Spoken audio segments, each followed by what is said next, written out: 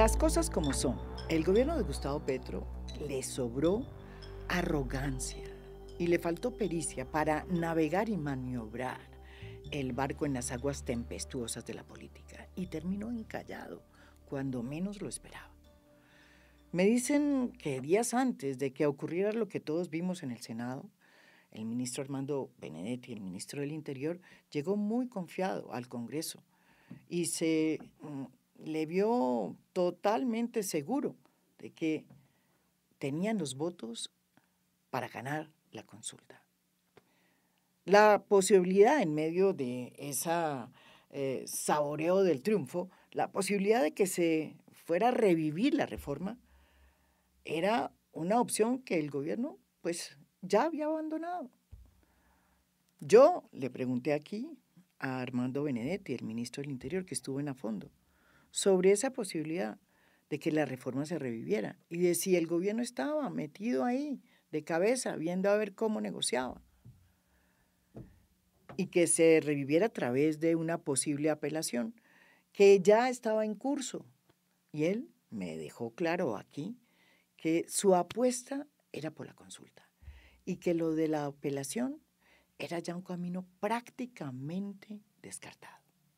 Sin embargo, cuando el barco de la consulta iba a tomar velocidad máxima, terminó, repito, encallado. ¿Qué factores incidieron en ese despiporre? Además de la soberbia, diría yo, el gobierno y sus ministros se sentaron en sus laureles. El día de la votación, 2 miembros del pacto pues no estuvieron ni siquiera presentes, se salieron 2 horas antes, entre ellos Marta Peralta.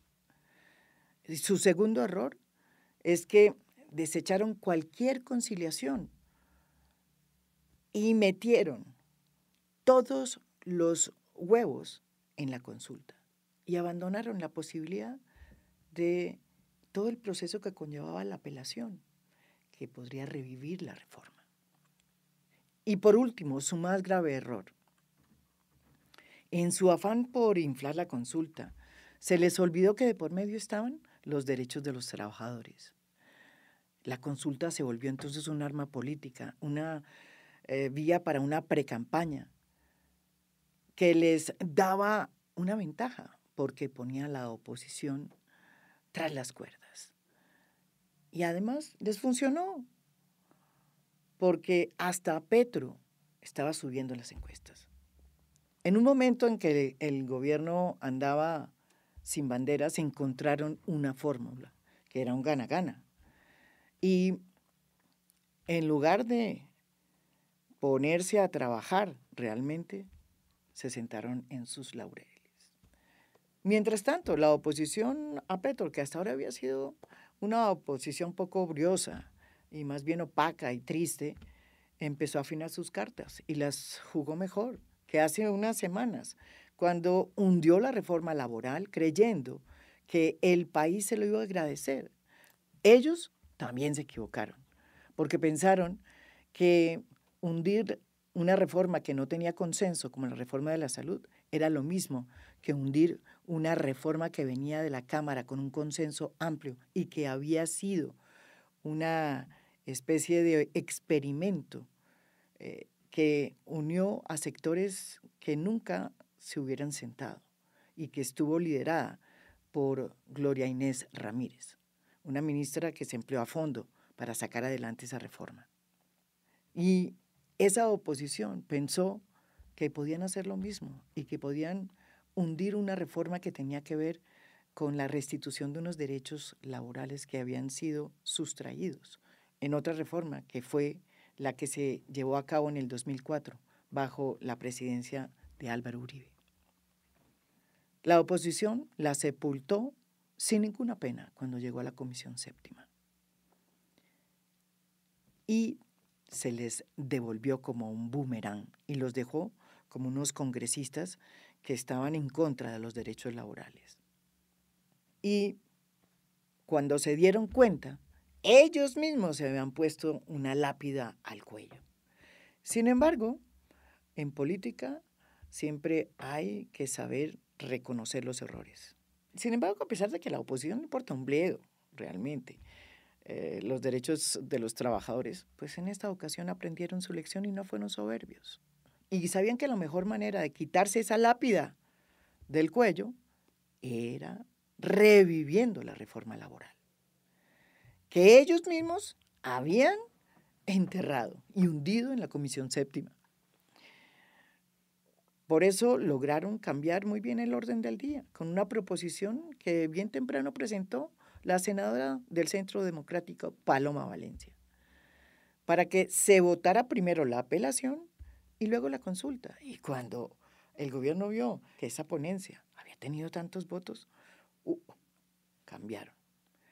Y de no estar de acuerdo con la apelación a la reforma, se pasaron al sí a la apelación de la reforma. Pero ya era tarde, porque era evidente que muchos de los que estaban por revivir la reforma laboral lo que querían era hundir la consulta, que fue lo que sucedió después. Hoy el gobierno alega que hubo fraude, pero en realidad lo que hubo fue que en esta ocasión la oposición fue más juiciosa y se aprovechó del despelote del gobierno y de la arrogancia con la que entró al recinto en esos días, pensando que iba a ganar la consulta. La gran conclusión es que a muy pocos de estos políticos que vimos vociferando en el Congreso, pues le interesan los derechos de los trabajadores.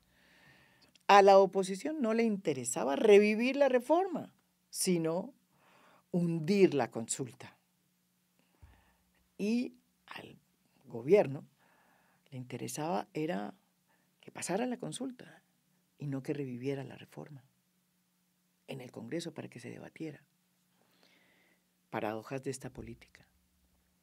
Si el Congreso cree que ahora que todo está en manos de la Comisión Cuarta, que es la encargada de empezar a debatir esta reforma en su cuarto debate, si cree que va a jugar con el país y abrir esta ventana solo para cerrarla, no conoce lo que está sucediendo en Colombia.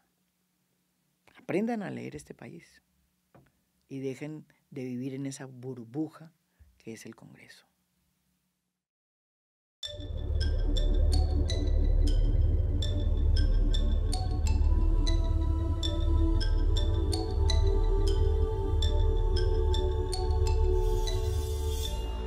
A Fondo es un podcast producido por Mafialand. Producción general, Beatriz Acevedo. Producción de audio, Daniel Chávez Mora. Música original del maestro Óscar Acevedo. Nos pueden escuchar también en mi canal de YouTube. Gracias por escuchar. Soy María Jimena Duzán.